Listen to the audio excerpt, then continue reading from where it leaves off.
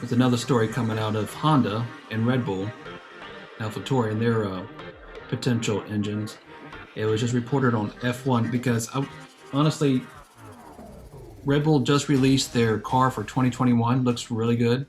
Looks the same to me, but I mean, they made some minor details to it. But and I was trying to wait till everyone reveals their cars for us to have like the best. We think we'll have the best looking car at the end going into the season. But this right here is going to be really interesting because the power unit for 2022 that Honda was planning on, they were going to postpone it. But now, since they're going to be leaving Red Bull, it said right here in Formula1.com that says that they're planning on releasing it by towards the end of 2021. So we're going to see a new power unit for Red Bull and AlphaTauri by the end, at least before the end of the season, maybe after the break they have. And said this is also by Christian Horner, Red Bull's boss. They will continue to assist us, talking about Honda here, during the 2022 assemblies of engines. They have tremendously accommodated to enable us to happen to give us the necessary time to get it geared up. They will continue to be optimistic for the engine. They brought us forward developments and that they plan for next year already into this, which is an enormous effort. For me, I think this is a great news because I kind of wanted to see where Red Bull will take this new engine, this new power unit. But when they announced this on Twitter earlier, I mean, the comments they have on it was just like, oh, you can see Max on side of the road, side of the track, yelling at the bosses and everything. It's like, same old type of thing. And like one guy, he had, it's like the picture's still going to be the same up front. It's like the rear of the Mercedes they showed. So, but for me, I think this is going to be fantastic news for Red Bull, unless you see something different, Chaz. I think the only thing that actually matters for Red Bull is taking home some sort of trophy. So whether it's constructors or a drivers championship, I think anything other than that is a bust. I think that this is maybe it builds some morale amongst their fans, but it's possible. It's very possible that they could have some real momentum coming into this year. I mean, they won the last race of last year. Maybe they'll have some real momentum. I don't think getting a new engine at the end of this season will make any material difference. If anything, it'll only make things more complicated because they'll be mid-season trying to figure things out. Let's say the championship is close towards the end of the season. Well, now they got a new engine and they're trying to figure that out at the end.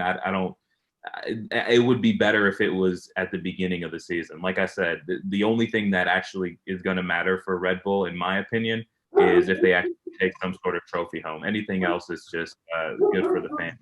They're trying to build some morale. How about you, Mike? You see something different from Red Bull this season? Well, I hope I don't because they're right there. They're right at the cusp. If I do see something different, I hope it's that they get over that lip and knock Mercedes off the perch. Not because I hate Mercedes, but I like to see a little parity. And they're a class act to begin with. So I'd like to see them have a little more, I'd like to see them in the mix in the end of it. They came in second last year in constructors, right? Yeah. If I remember, yeah. And they were right there. I mean, they were close. So I hope they don't change because the only change, like Williams, any change they make is an improvement. Any change that Red Bull makes, it might not be to their best interest. They might want to keep going the way they're going and just keep the pressure on Mercedes. Well, everybody has to change a new power unit by 2022. I think Red Bull, and because of the situation with Honda, they're just getting a jump on it right now. So they are the first ones to have the taste of the new power unit. So I think this may, even though towards the end of the season they may have problems by 2022, they very well be the head of the pack per se. But Chaz, do you see something like that will take an effect, or you see something different? Well, I think I want to comment on something that Mike said. So I actually, as far as the constructors go, it wasn't super close. Looking at the numbers, so Mercedes had 573 points, and Red Bull was second. They were in second place, but they're at 319 points.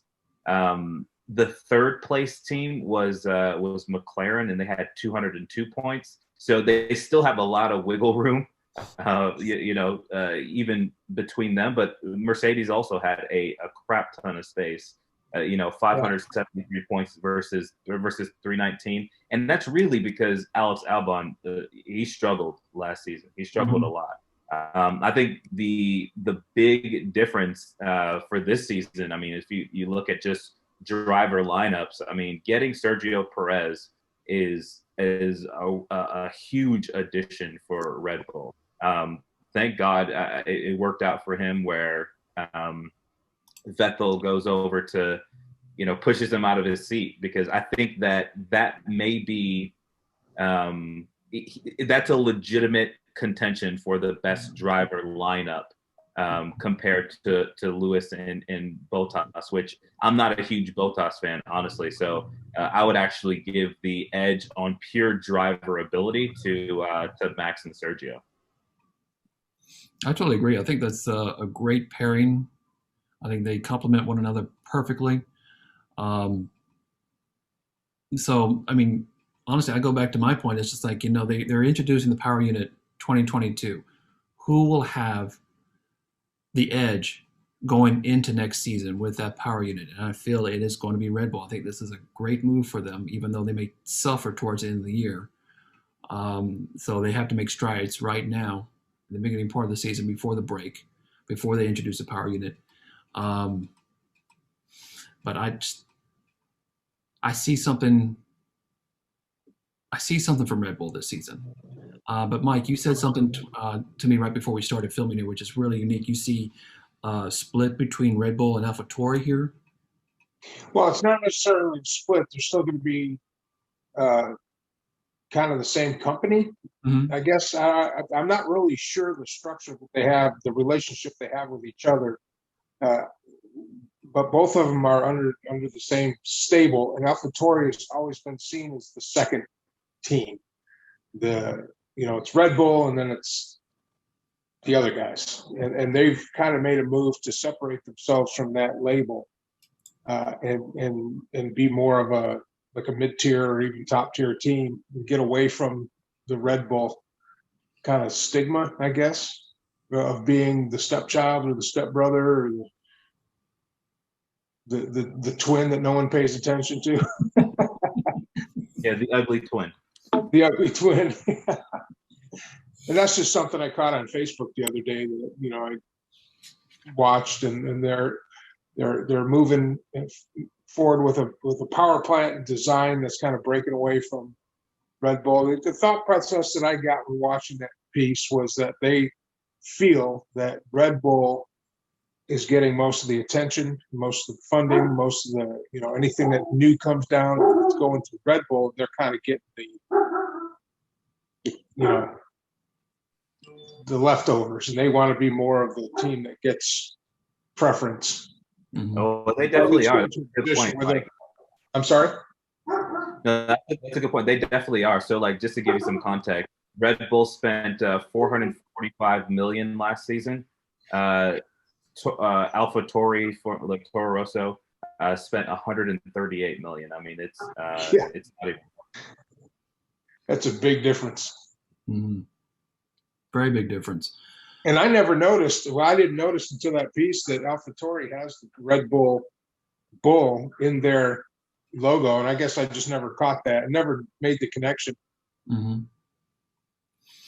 Well, I feel like AlphaTauri is going to be one heck of a team this coming up season, because you still got Pierre Gasly, who's not the best, but he is a pretty good driver, and you have this, and there's only 3 rookies starting this season, but I feel Yuki Tsunoda is going to be the rookie of 2021 for Formula One.